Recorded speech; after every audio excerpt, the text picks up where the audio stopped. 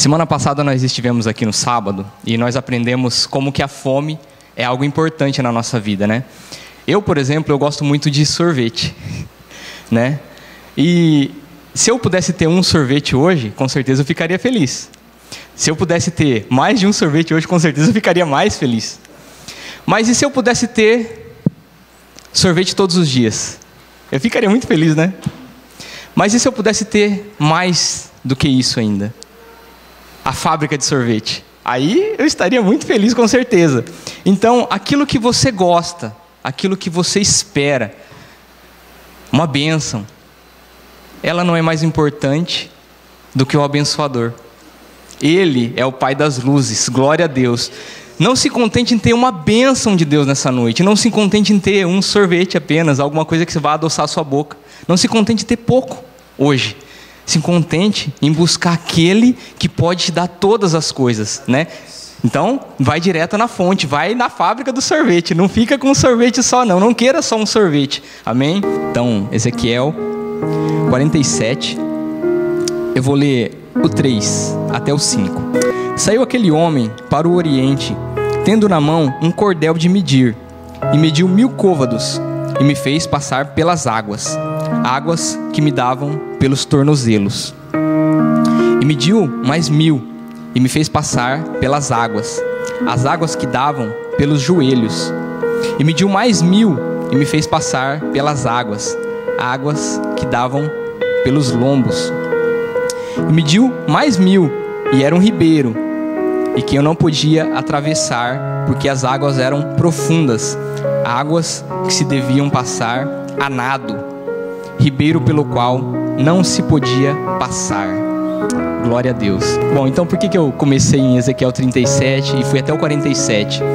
É para vocês, que vocês fossem acompanhando a subida das águas.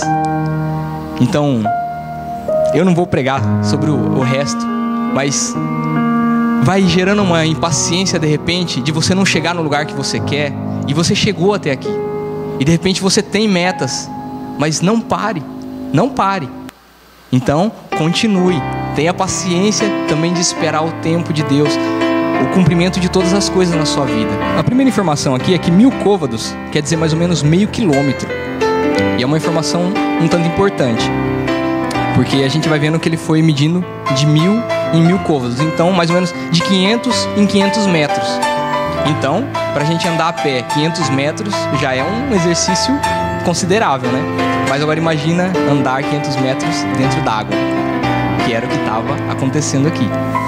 Então, existe um lugar que a gente vai aqui em Teriugawa, que tem um rio, e sempre lá tem um lugar que a gente entra, e quem não foi até lá, né?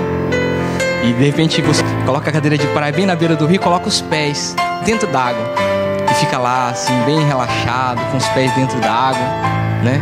Muito confortável, muito agradável. Mas chega um momento ali que o calor vai esquentando você e você não pode mais ficar só sentado ali com os pés dentro da água. Você tem que se levantar, aí você vai lá onde tem um pouco mais de água, talvez até os joelhos, daí você vai lá, molha a mão assim, bate no rosto, né? Molha assim os braços, geralmente está queimando. Daí de repente ainda não é o suficiente, aí você vai mais pro meio, e é aquela água gelada, que é água de rio, e você já está refrescado. Mas se você já está pela água pelo peito, então você já não está carregando mais nada com você.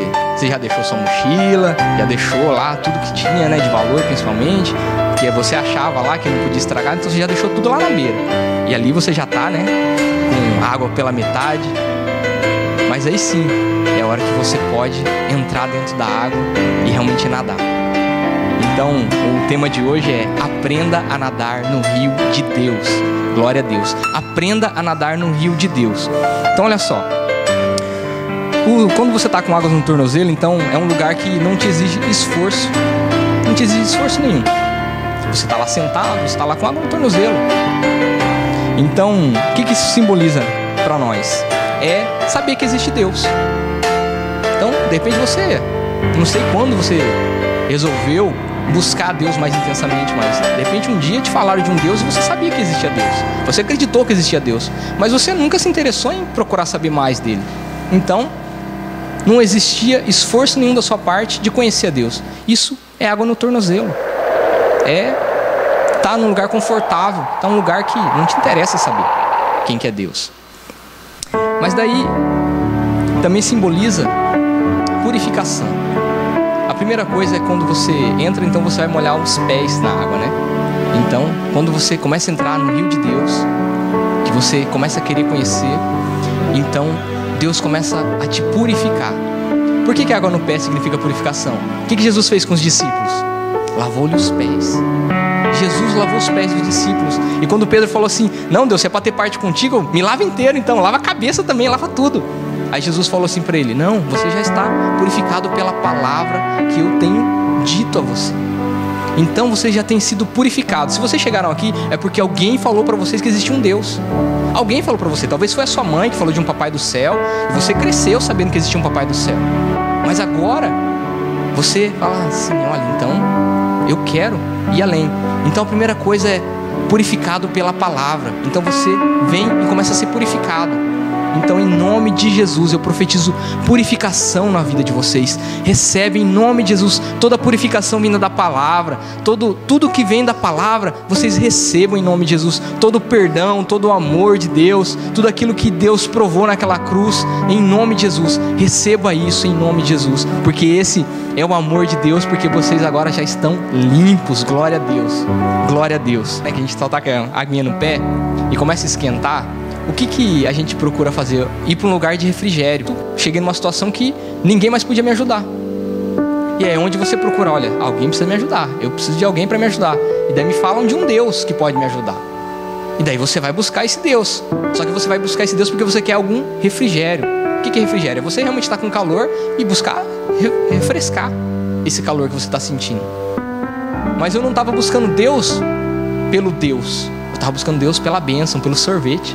Estava buscando Deus por algo que eu queria, por algo que fosse saciar a minha fome, a minha vontade naquele momento. Só que eu já tenho que sair do lugar de conforto. Eu já não posso mais ficar só com os tornozelos dentro da água. Eu tenho que ir num lugar mais profundo. E é onde que já vem a água até os joelhos. Representa o quê? Representa exatamente esse lugar de humilhação, de oração. Aquele lugar que você se humilha diante de Deus, que você tem que se dobrar. Você dobra o seu joelho e você tem que buscar a Deus. Você tem que pedir a Ele aquilo que você está precisando. Então, realmente, água pelos joelhos, né? Então você tem que se humilhar diante de Deus e dizer que você não pode, que você não é capaz, que não é na sua força mesmo, que você é mesmo tudo aquilo que as pessoas falam de você, né? Ou seja, tudo de ruim, muitas vezes. É isso mesmo que nós somos. E nós temos que reconhecer isso diante de Deus. E nós reconhecemos. Glória a Deus. E daí Deus vem com esse refrigério na nossa vida. Então, quem se humilha diante de Deus é exaltado depois. Glória a Deus. Então, se humilhe debaixo da poderosa mão de Deus. Ele a seu tempo vai te exaltar. Ele a seu tempo ele vai te exaltar. Então, se humilhe debaixo dessa poderosa mão. Não tem outro lugar melhor para você se humilhar senão debaixo dessa poderosa mão de Deus. E Ele no seu tempo, Ele vai tirar você desse lugar e vai te exaltar. Amém? Quando você conhece que tem um Deus que abençoa, ou seja, uma fábrica de sorvete, e não só um sorvete que existe, então você fala: não, peraí, eu conheço esse sorvete, eu conheço aquele sorvete, eu conheço aquele outro sorvete, mas eu não conheço a fábrica, eu não conheço a fonte dessas bênçãos. Eu quero saber onde que é essa fonte. E daí você começa a caminhar dentro d'água, e já exige muito esforço. Só que para você caminhar mais para dentro d'água, você tem que deixar tudo aquilo que você achava que era importante. Por quê? Porque dentro da água de Deus você não pode levar nenhuma bagagem. Dentro da água você não leva bagagem. Imagina você dentro da água já caminhando com dificuldade, mas com uma mochila nas costas. Então, qualquer carga que você possa querer carregar para dentro da água é inútil, só vai te atrapalhar. Não vale a pena. Então é nessa hora que você começa a renunciar tudo aquilo que você acha que é importante. Então assim, larga. Começa a largar as coisas que você achava que era importante. Mas não porque eu estou pedindo, não porque uma igreja está te pedindo, ou uma religião, ou alguém. Não é por causa disso. É para conhecer a Deus mesmo. Então não faça porque alguém está te pedindo. Faça para conhecer a Deus. Faça porque você quer realmente conhecer a Deus. Então, não leve essas bagagens. Então, você precisa de preparação para entrar dentro da água já. Você já precisa deixar as coisas para lá, abandonar algumas coisas da sua vida, né? E você vai tirando tudo isso que te atrapalha a andar. Água no lombo também, então, também simboliza o revestimento. Revestimento.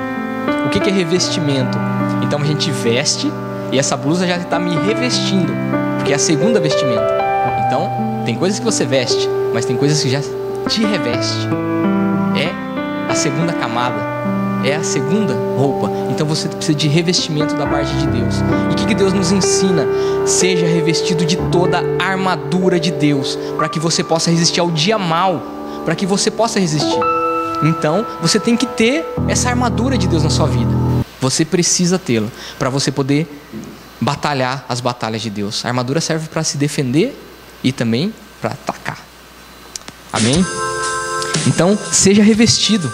Então, receba esse revestimento da parte de Deus hoje, em nome de Jesus. Saia daqui para vencer, porque Cristo nos fez mais que vencedores. Não saia daqui derrotado, saia daqui para vencer, revestido de toda a unção da parte de Deus.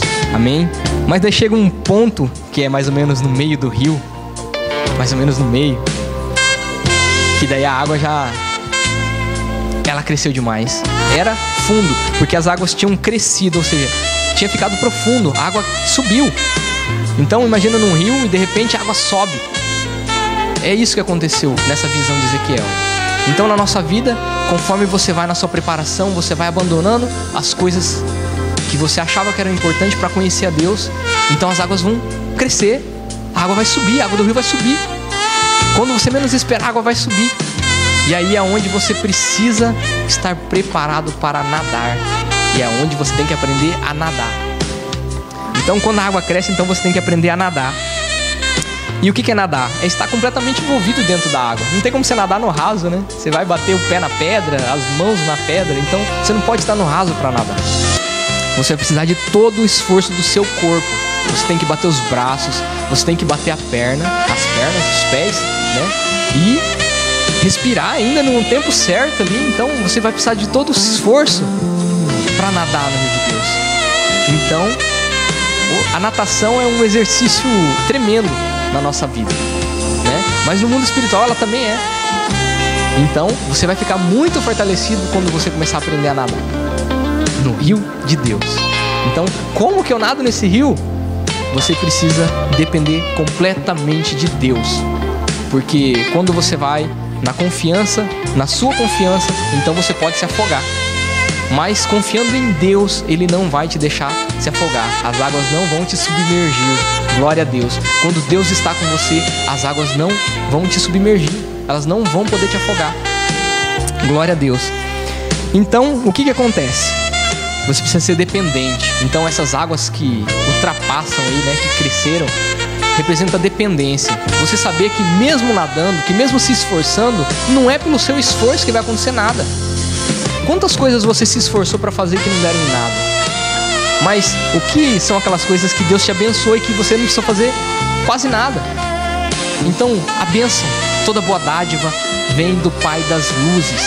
E Ele não mudou, glória a Deus. Ele está pronto para nos abençoar, glória a Deus. Então saiba que a gente tem falado muito aqui nesse versículo que diz assim: confia o teu caminho no Senhor e Ele vai endireitar as tuas veredas. Glória a Deus. Confia o teu caminho no Senhor e não te estribe no seu próprio entendimento. Ou seja, não fica tentando entender. Não fica tentando entender a obra de Deus, não. Porque milagre não se explica, milagre se vive. O amor de Deus não é para se explicar, é para se sentir, é para se viver. Porque nós não conseguimos entender até hoje. É um escândalo aquela cruz. Por que Jesus tinha que morrer daquele jeito? E por mais que a gente tente entender, por mais que tenha escrito, foi por causa daquilo, não entra na nossa cabeça, no nosso entendimento. Ou seja, o mundo não entende. E muitas vezes nós também não entendemos. Mas isso não foi idealizado.